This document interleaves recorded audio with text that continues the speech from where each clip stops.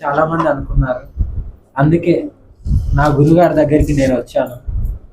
నాకు ఇంకా గురుగారు ఇంకా సపోర్ట్ ఇచ్చి ఇంకా నా ధర్మాన్ని కాపాడుకోవడానికి గురుగారు కూడా నా వెన్నంటూ ఉన్నారు. ఇంకెంత పోరాటమైనా చేయబోతున్నాను. నేను ఈ 18, 19 తారీఖు నుండి ఎక్కడైతే విమ్లవాడలో దర్గా ఉందో దాని గురించి పోరాడబోతున్నాను. ఆ దర్గా తీసేసే వరకు నేను నా పోరాటాన్ని కొనసాగిస్తాను. ముత్యాలమ్మ గుళ్ళ కానీ లేకుంటే ఆంజనేయ స్వామి గుళ్ళ నవవిగ్రహాలు ఏదైతే ఎన్ని ధ్వంసాలు అవుతుందో నేను హెచ్చరించినప్పటి నుండి ఆ 6 గుళ్ళు ధ్వంసమైనాయి కదా, వాళ్ళు ఎవరు చేశారు ఏంటిది అనేది బయటకు వచ్చే వరకు నా పోరాటాన్ని ఆపను. నేను తెలంగాణకు చేరుకున్న వెంటనే 100%గా నేను ధర్నా చేస్తున్నాను. ఆ గుడిని నేనే స్వయంగా ఒక సుత్తె తీసుకొని వెళ్ళి ఏదైతే నా గుళ్ళో ఉందో రాజరాజేశ్వరి టెంపుల్లో దాన్ని కూడా నేను ధ్వంసం చేయబోతున్నాను. ఎన్ని కేసులు వేస్తారో వేసుకోండి. నాకు మా గురువు గారు ఉన్నారు. ఇలాంటి గురువుగారుల పాదసేవ చేసుకుంటూ నేను జీవితాంతం ఉన్నాను కాబట్టి, నీతి నిజాయితీ ఉన్నా కాబట్టి నా వెన్ననుకు మా అఘోరి సంస్థ మొత్తం ఉంది, నాగసాధు సంస్థ. ఎవరైతే నన్ను విమర్శిస్తున్నారో వాళ్ళకు కూడా నేను హెచ్చరిస్తున్నాను. మీరు నీతి నిజాయితీగా ఉంటే పోరాడదాం. అందరం కలిసి మన ధర్మాన్ని కాపాడుకుందాం, గోహత్యను ఆపుదాం, సనాతన ధర్మాన్ని కాపాడుకొని ఆడపిల్లలను కూడా రక్షించుకుందాం. జై శ్రీకాళి. ఓం సత్యం ఆదేశ్, గురుజీ को आदेश, राज्य गुरुजी को आदेश, జై శ్రీ మహాకాళి.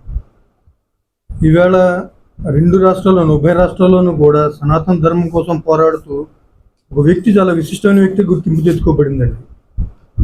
ఆమె నిజంగా చేస్తున్న పోరాటానికి వెనకాలండి ప్రతి హిందువు కూడా సపోర్ట్ చేయడం మానేసి ఆ తెలంగాణ అంతా కూడా విమర్శించడాలు, పిచ్చి పిచ్చి మాటలు మాట్లాడాలి, ఇవన్నీ చేస్తూ, ఎందుకంటే ఒంటరి పోరాటం చేస్తుంది. ఈవేళ తణుకు ఏదైతే అఘోరా ఖాడాకి సంబంధించిన పీఠం ఉందో ఈవేళ ఆమె ఇక్కడికి రావడం జరిగిందండి.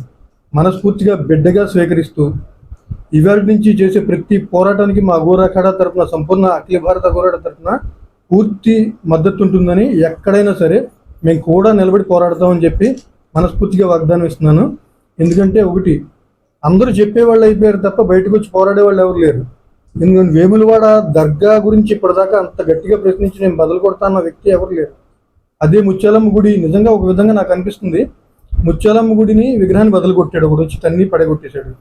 ఆ తర్వాత నుంచి ఈ టెన్షన్ అంటే ఈ ఇంటెన్షన్ అంతా అందరిది, మీడియాది ఏమైందంటే ఈవెంట్ చూపిస్తూ ఈ మొత్తం అంతా డైవర్ట్ చేశారు తప్ప ఆ తన్నిన వాడు హాస్పిటల్లో ఉన్నాడు, పిచ్చోడు అన్నాడు, పారిపోయాడు. మరి వాడి సంగతి ఏంటి? వాడిని ఎవరు ప్రశ్నించరేంటి?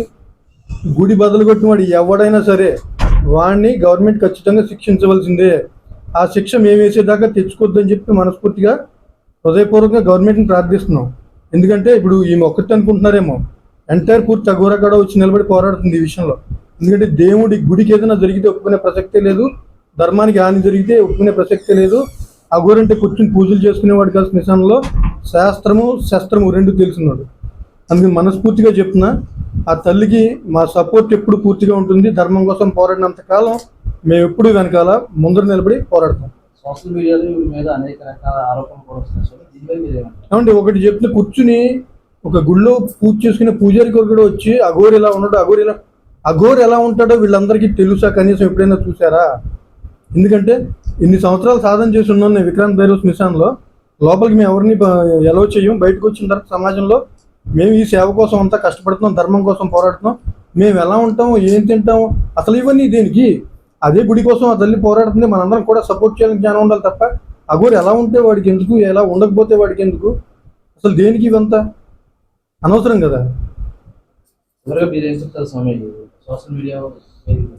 ఒకటి వీలైతే ప్రతి ఒక్కళ్ళు కూడా ఈ స్ఫూర్తితోటి సనాతన ధర్మం పట్ల ఒక విశ్వాసం, దాని గురించి పోరాడే తత్వం, ఎక్కడో గుడికి జరిగితే నాకెందుకని కూర్చోకుండా మన గుడి, మన నిజం, మన దేవుడు, మన కోరికలు తీర్చేవాడు, మన పుట్టుకు కారణం, ఆయన కోసం పోరాడడం నేర్చుకోండి. ఎందుకంటే త్వరలో జరుగుతున్న విషయాలన్నీ చూస్తున్నారు. ఒక పక్కన కన్వర్షన్స్, ఓ పక్కనేమో వక్ఫ్ బోర్డ్ మొత్తం స్థలాలు లాగేసుకోవడం, ఓ పక్కన అవి కూడా కన్వర్షన్స్ చేయడం, అయితే మారకపోతే బాంబులో పడేసి చంపేయడం, ఇవన్నీ మనం చూస్తూనే ఉన్నాం కదా.